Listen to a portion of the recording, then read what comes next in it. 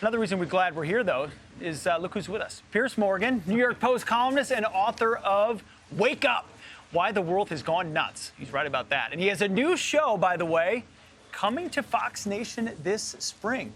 Piers. Well, good morning. Good How are morning. you enjoying this British weather I brought you? Look at you all shivering away. I had a nightmare spectacle yesterday. I was in my hotel trying to mind my own business, having a nice cup of coffee, and suddenly this creature came out of the ocean.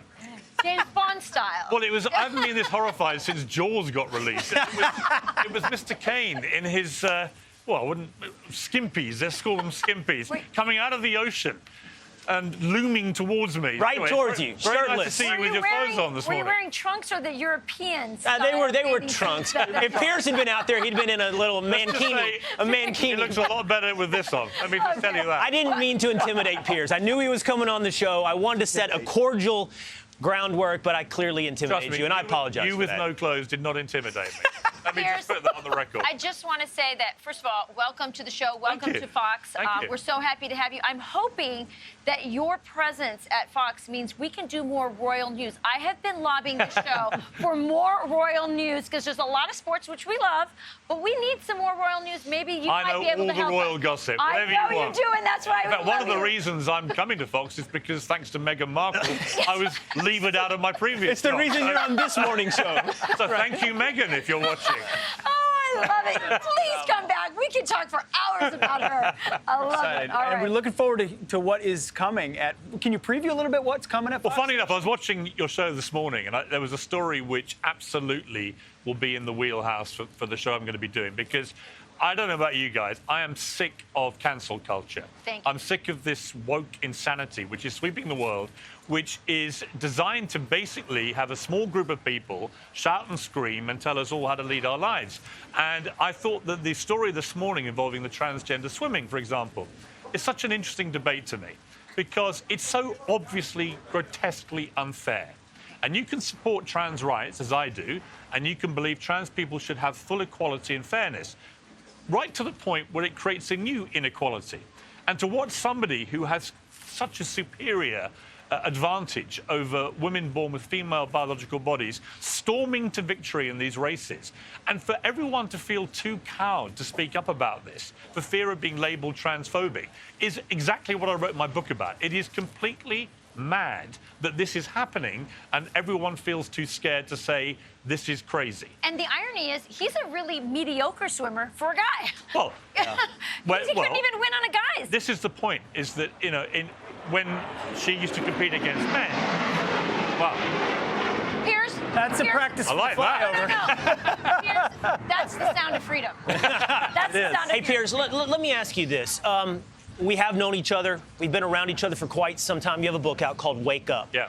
And you're focusing on these issues. I'm curious. I told you this yesterday. I respected that you're an independent thinker. We disagree on many, many things. But you are certainly an independent thinker, and you are not afraid to make people angry or to say what you truly believe. But have you had a conversion? Do you feel like you have woken up in some way, or have you always been on these issues? I am probably, if anything, slightly on the liberal side, all right? But I've never parked myself into any partisan box. What I've felt is that people who claim to be liberals have become the very opposite of what liberals are supposed to be. They've become illiberal. I call them the illiberal liberals. And in a way, this kind of ultra-woke cancel culture mentality, which is sweeping the world now, and certainly in the UK and here and as far as Australia and so on, what it's designed to do is to bring in a new form of fascism, which is, of course, the very thing that liberals would always say they're most against. And yet here they are, cancelling and shaming and vilifying people and trying to make people conform to their very narrow worldview of how you should lead your life, what you should find funny, who you should admire, how you should speak in public.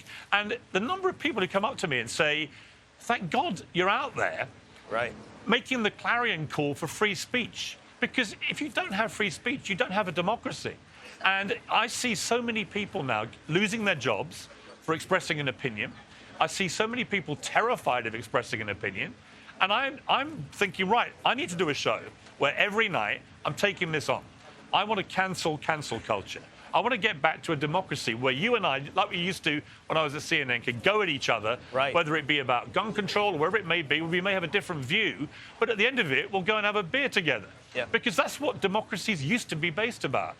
The strong exchange of opinions. When I see what's happening on university campuses right now, not just in America, but in my country too, it is terrifying. It is terrifying that any conservative voice is now just no platformed.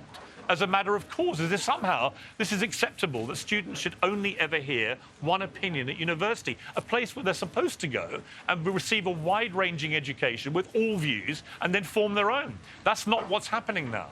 And I think you see it at very low level at school when kids are very young. They're getting brainwashed at a very early age. They're getting brainwashed at university. They're coming out. They think this is a perfectly acceptable way to be, that if you have a friend who has a different view, you have to shame them, you have to get rid of them, you have to cancel them. When did this happen to a gigantic democracy like America? The freedom of speech began really in this country in many ways. And you look at, what was going on in the 60s, America was the vanguard of freedom of speech. But I will tell you, Piers, I was on a reality show back in the early 90s. And even back then, I was the only conservative on my show of 7 young people. And while there wasn't this, you're going to lose your job thing that's happening now, I remember I came out of that experience back in 1993 saying to myself, wow, the myth of liberal tolerance. My roommates, for the most part, the ones that were claimed to be Democrats and liberals, were the most censorious, the most shaming. They just were not open-minded at all. Well, when Will said, but now they've just weaponized it. Yeah, I completely agree. I completely agree. And in fact, you mentioned the royals earlier. Actually, what happened to me on that morning show in the UK, just to remind people who didn't know about it, but I after the Oprah wine-a-thon, as I called it, where Meghan Markle and Prince Harry basically whined for 2 hours about how awful their life is in their $11 million mansion in California, and trashing the royal family, trashing the monarchy, whilst keeping the titles of which they make all the money. So rank hypocrisy. But, I was watching that thinking, well, that's a lie, that's a lie, that's a lie. And I said, I'm sorry, I don't believe a word she's saying, Meghan Markle. Everybody else on the show I was on said, well, I do believe her, and I think we should take everything. So it was a proper democratic debate.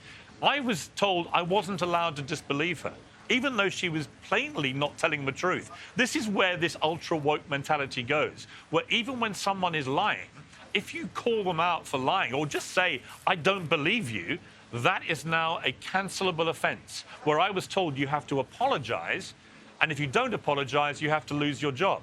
I said, well, obviously I'm not going to apologise for something I believe.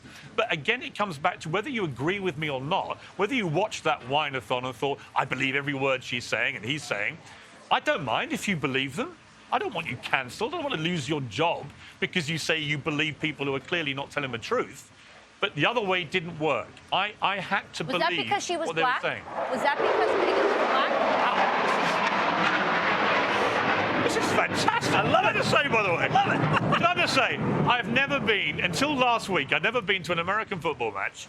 I prefer the real football, with no helmets, no padding, 90 minutes in your home. Easy. I've never been to a football match. I've never been to a NASCAR race. I've now done the Super Bowl last week. I'm here at this, and there are jet fighters like I'm on the set of Top Gun streaming. Next thing you know, you're going to have an AR-15. This is fantastic. Things that are never going to happen, number one. But listen, I'm very excited to be joining you guys. I think the show's going to rattle a few feathers. Hopefully it'll rattle a few feathers with the liberal world who have gone completely illiberal. They've become the very people they claim to dislike, which is in itself farcical. We can't wait to see it. I've got to get your take on maybe the personification of this authoritarian instinct you're talking about. Justin Trudeau up in Canada, the Freedom Convoy. Well, Justin Talk Trudeau, to me about that. I've been on his case for years. This is a guy who actually said we can't use the word mankind anymore because it's offensive, because it has the word man in it. I didn't like to tell him the word woman has the word man in it, because that would have been too complicated for his woke brain. But Justin Trudeau is the kind of king of wokedom. If Meghan Markle's the queen, he's the king. And he's been caught here in a trap of his own devices, where he has no idea how to lead his country through what is ostensibly a peaceful protest by people who have a legitimate cause, I don't necessarily agree with a lot of what they're saying, but I absolutely defend to the death their right to protest in the way that they've been doing.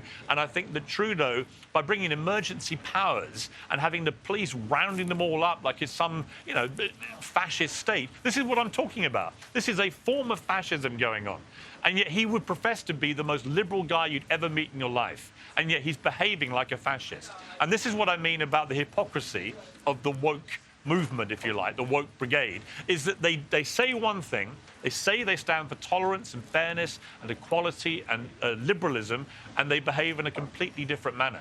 And I find that in what's happening in Canada, these are shocking scenes. Yes. This should not be happening. And if you go and talk to Canadians now, it's not just the conservative right who are complaining about this. A lot of people on the left are saying, this is ridiculous. How can this be happening in our country?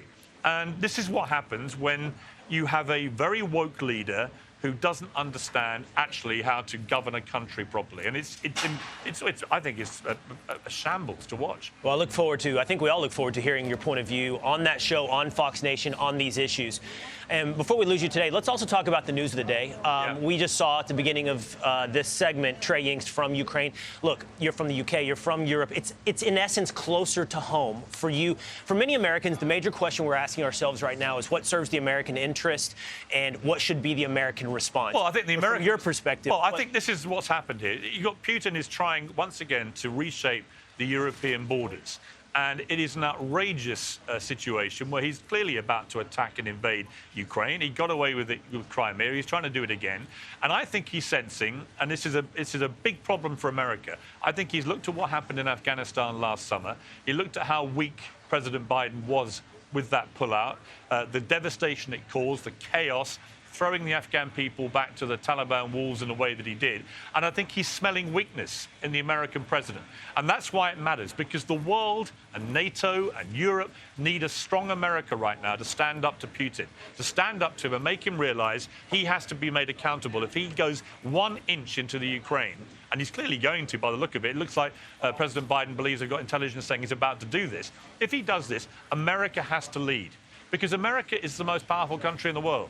And we in Britain have great reason to be very grateful to the American people for going back to World War II, and we will be there, I'm sure, with any action that NATO and the Americans want to take on this. But America has to lead, and President Biden has to be a strong leader right now. If he blinks against Putin, Putin will eat him alive. And we've seen this happening, for the last few years. Someone's got to stand up to him, because this is dictatorial behavior. This is a reshaping of the European land borders. But when America sees that Germany won't stand up to them, I totally agree. I think it's shameful. disgusting, and we can't care more about Ukraine and Europe than the Europeans. I completely agree with you. I think the supine way that Germany's been behaving, which is almost certainly linked to energy and to pipelines and to their own self-interest, I completely agree. This is a time for Europeans to stand up together. But I do think that if Americans are watching and say, well, what's it got to do with us? Well, I think a rampaging Russia has a lot to do with America, because America has the power and the might and the military strength to actually, and the economic power to do something about this if Putin does decide to invade. This could be a catastrophic situation. I think that we're on the verge now of potentially a major European conflict war. And I think that I would just urge President Biden and the American administration, do whatever you can.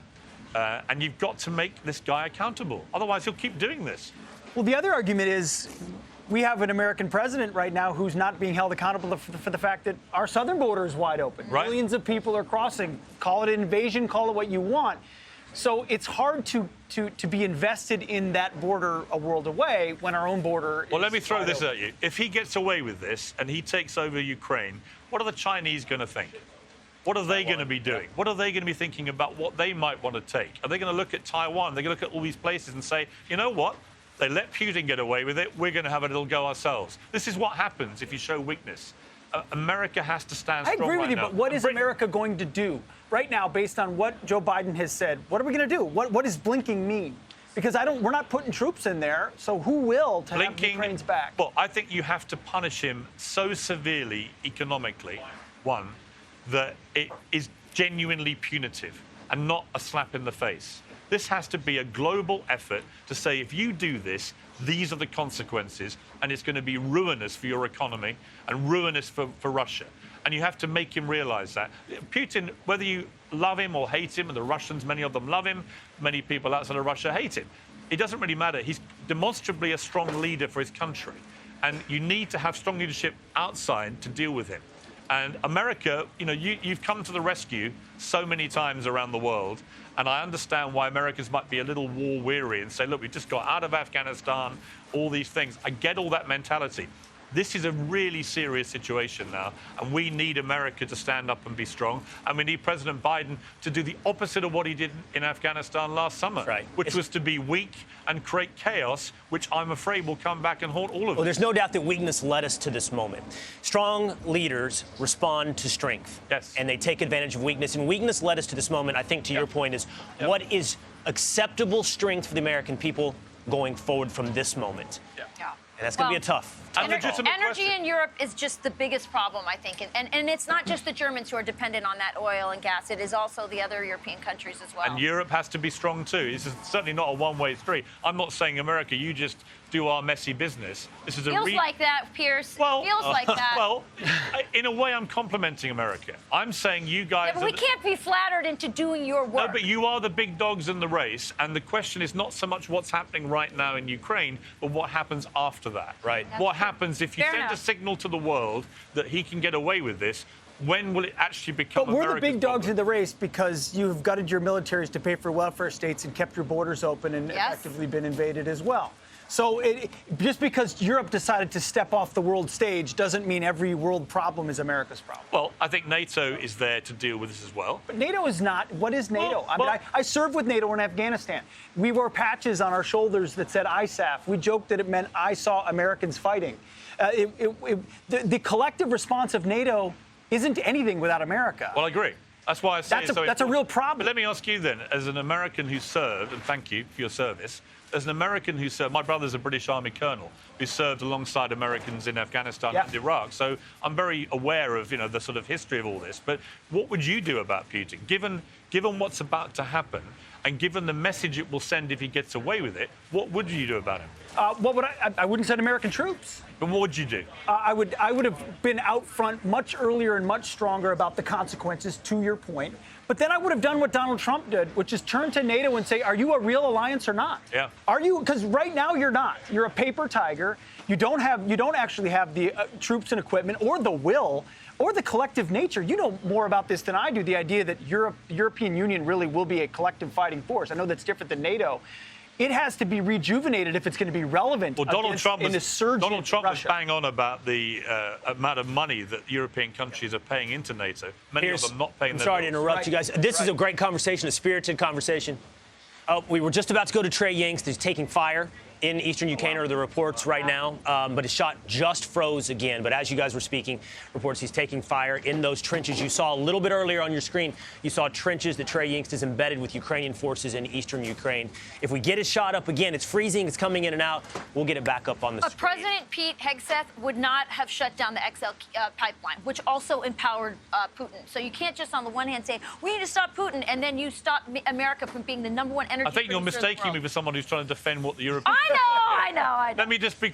In terms of what Will said earlier about me being an equal opportunities whacker, I'm whacking Europe as well here, right? Europe needs to step up as well.